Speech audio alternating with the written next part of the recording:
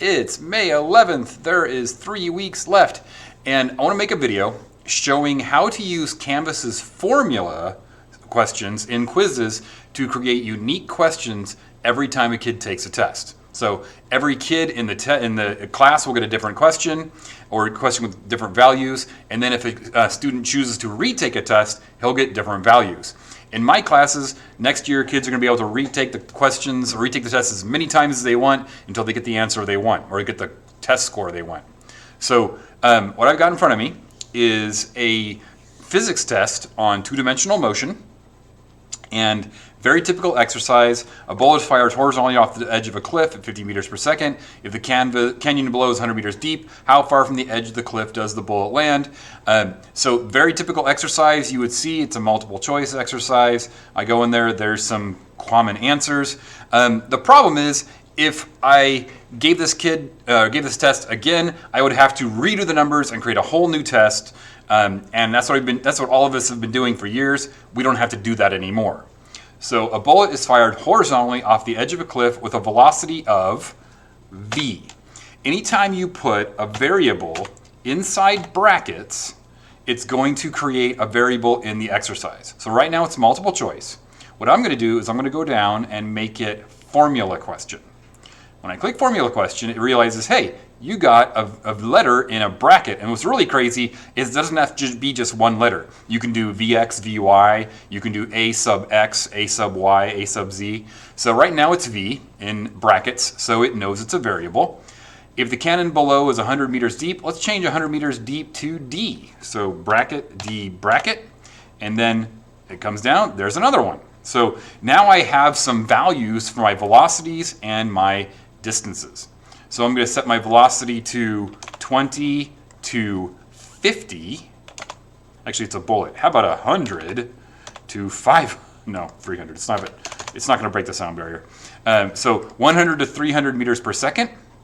Recompute gives you a bunch of random numbers. And the distance, it's going to be a 100 to 300 meter canyon. Okay, so there we go. Recompute gives us a bunch of random numbers. So what do we do with these random numbers? We come up with a formula.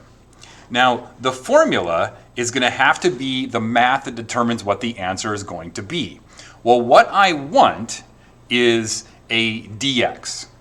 And the formula for a dx, the formula for the time is going to be the square root, Control C. I'm going to paste this from I basically have, let's see if I can show, no I can't. I have a list of formulas that I've created by hand. So square root of h over t is the square root of the height. This is going to give me the time, now it's d. So the square root of d times 0.2, that's going to give me the time it takes to hit the ground. Okay. So that's the time it takes to hit the ground, and then if I want to multiply that by v, now I have how far it travels in the dx direction. So I have the time it takes at the ground times how far it's traveling. I hit save, and it gives me a number. Now I can give you decimal points. We can go out to 1,000,000 decimal points. I'm just going to go ahead into 0.1. So now when I recompute this, recompute, it's constantly taking this v and this d.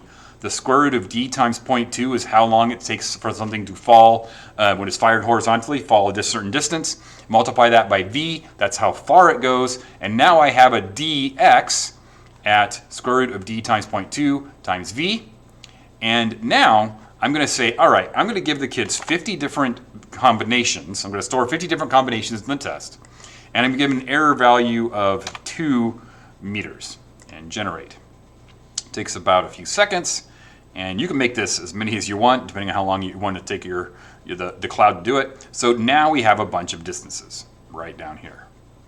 Click Update Question.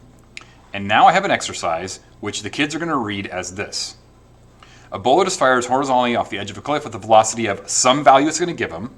If the canyon below is some meters deep, how far from the edge of the cliff does the bullet land? And every time they take this test, they're going to get a different value for velocity and distance. Every kid is going to get a different value of velocity and distance. So hopefully that's valuable. Please let me know if it is. If it isn't, then tell me how I could fix it. And have a great day. All right. Bye-bye.